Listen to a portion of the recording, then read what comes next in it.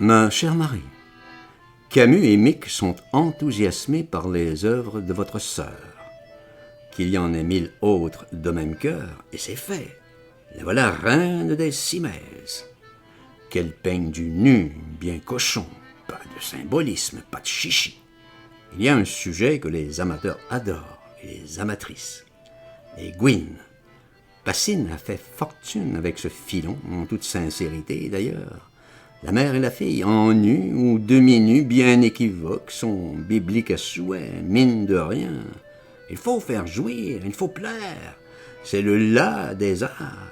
Pfiou, d'élever les âmes et les goûts, on fait fuir, ou on se fait haïr à mort. La preuve, des nus ou demi-nus, bien sculpturaux, michelangelesques et bien semi-cochons, demi-libertins, c'est gagné.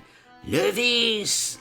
Après tout, comme vous le dites, depuis que le monde est monde, Marie-Laurencin a bien compris, ou plutôt Apollinaire, son macro, avait compris. La fauvette. Lorsque les filles d'Amérique du Sud, Dieu sait quelle piété, tardent à se marier, elles se mettent à se promener par deux amis épouvantablement cernés, les meilleures familles. Vous savez que j'ai beaucoup connu les médecins sud-américains. Tout de suite, les demandes en mariage affluent, elles vont ensemble à la messe, ça confesse, partout. Les hommes se ruent ainsi pour la bonne peinture, qui n'emmerde personne. Le triomphe de Voilier vient de ce qu'elle est admirablement lesbienne. Elle offrait de ses régals à Valérie. Du coup, toute la justice est à ses ordres. Et résistante en plus, madame. Comme de Noël était un notoire enculeur, l'amant de d'habits et de style et de 20 autres. Voilà des caïds et des Scheherazade. Votre bien affectueux Louis-Ferdinand Céline.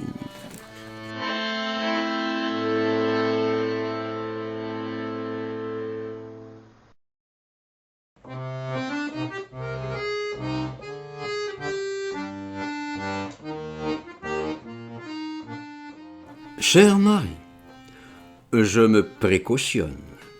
Votre imagination romantique, romanesque, va encore faire des siennes. Il n'y a pas de ferme de Trianon où nous allons. C'est une exploitation d'horticulture de poires.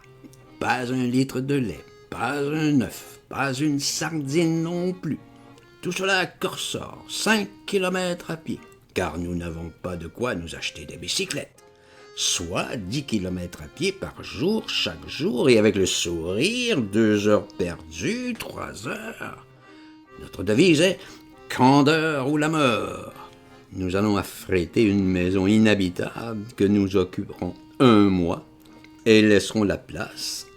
Et en état, au Dédéken en juillet, iront alors dans une autre bicoque tout à fait inhabitable, celle-là, sans eau, sans électricité, sans chiottes, une cabane pendant 2 mois, puis redéménageront vers la maison précédente afin qu'elle ne pourrisse pas pendant l'hiver, toujours en candeur et petit gloussement de félicité, la sinistre farce.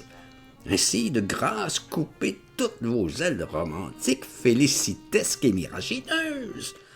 En 2 mois de cette vie, vous seriez crevé. Il vous faudrait d'abord faire au moins une bonne année de cellules pour être au point. Et vous y crèveriez aussi. Bénissez les dieux. Il s'agit d'un autre univers que vous ne connaissez pas du tout.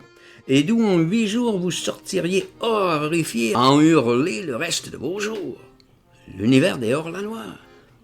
Candeur et petit gloussement de félicité. Je vous embrasse. Louis-Ferdinand Céline.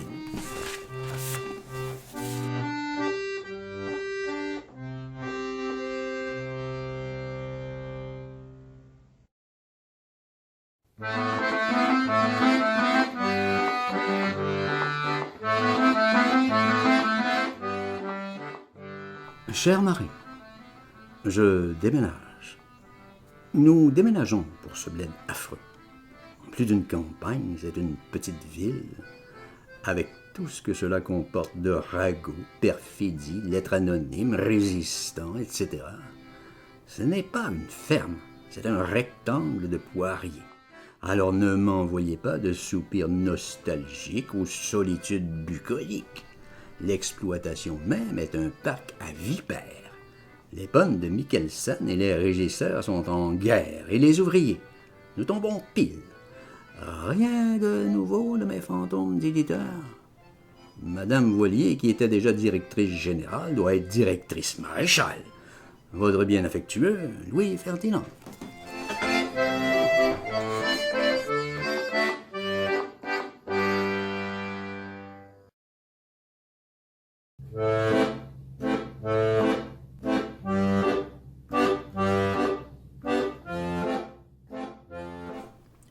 Chère Marie, me voici au champ. Quelle histoire! Ce misérable déménagement de Locke. Enfin, le lieu serait aimable en d'autres temps, avec un autre esprit et surtout un autre passé. C'est encore assez froid. On peut y travailler, par exemple. C'est le calme absolu. Donc en avant et au-delà de la mort, si je peux dire. Mille reconnaissances pour les mondes, mes seules nouvelles ici. Je voudrais bien aussi recevoir le Canard enchaîné, non pour l'esprit, mais il contient certains renseignements parfois assez utiles sur le monde des vivants. C'est déjà ici une sorte de mort par le calme total, l'isolement absolu. Il faudra venir, mais je vous dirai quand. Tout mouvement est si compliqué, si délicat.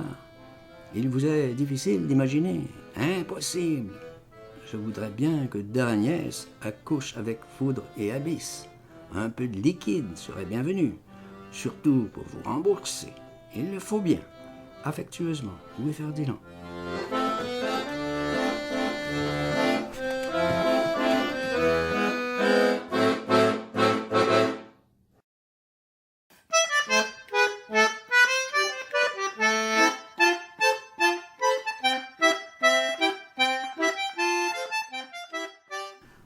Ô Marie, nom de Dieu, non.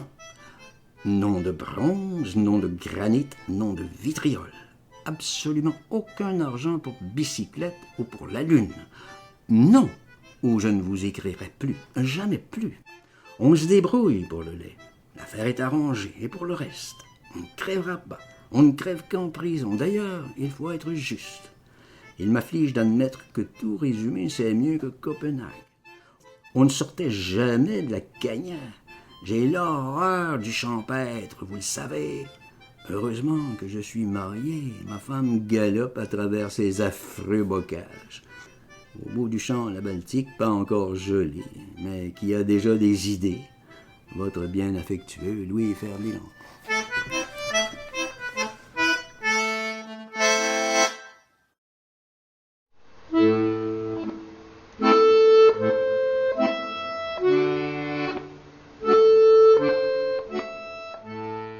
Ma chère Marie, je ne vous ai point répondu par prudence. J'ai toujours peur que ces lettres transmises vous attirent quelque avarou.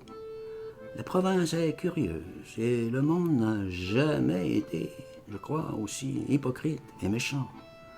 Enfin, ces vacances ont été assez bienfaisantes en somme. Peut-être un petit tour chez Gorloge vous ferait-il du bien si cette coquecigrue n'est point trop emmerdante et désireuse. Ici, c'est l'archi-campagne plus la mer, mais tout cela dans le lugubre. Oh, guère plus que les Flandres ou le Pas-de-Calais, bien sûr, plus le froid. C'est vraiment déjà l'hiver, il n'y a pas eu d'été. On attend Indus, c'est un brave homme en somme. Il n'a certainement rien compris ni à l'Europe, ni à ma situation, ni aux éditeurs. Oh, je n'en parle plus, il m'ennuie.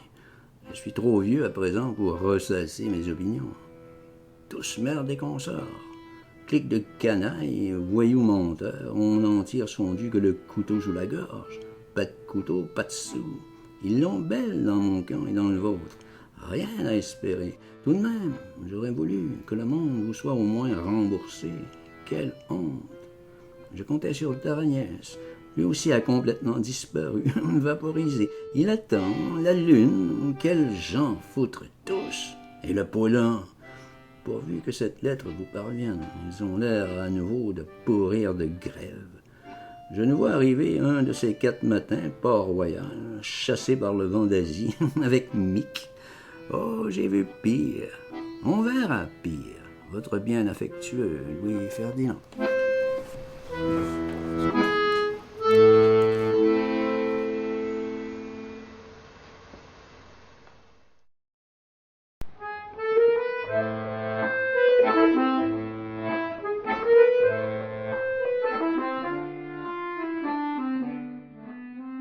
Chère Marie, j'écris par ce même courrier un mot assez sec à Darquian, pour qu'il se décide, oui ou merde. Certes, vous avez bien raison, il y en a des exemplaires en Suisse. Il ne s'est guère télébusté. On se fout de nous, allez, c'est un jeu de guignol, mais on me sait sans force. Alors, Paulhan m'a proposé 100 000 francs pour le voyage. Je l'ai envoyé foutre aussi. 800 francs en 1914, j'aime mieux crever.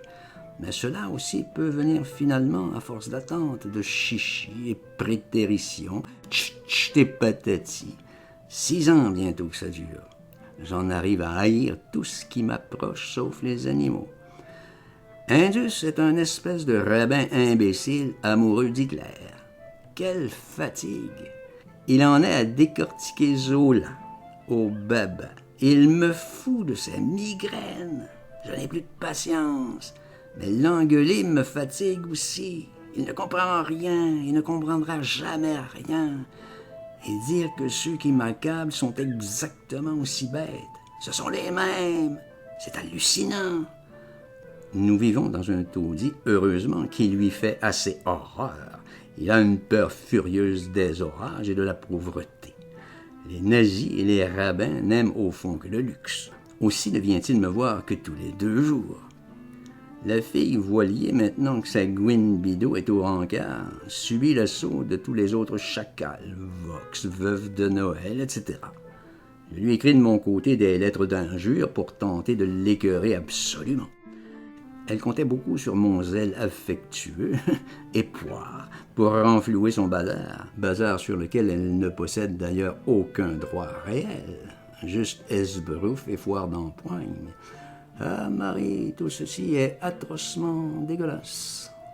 Je veux encore voir si ce Darquian ne nous mène pas en ultime bateau. Votre bien affectueux, Louis-Ferdinand Céline.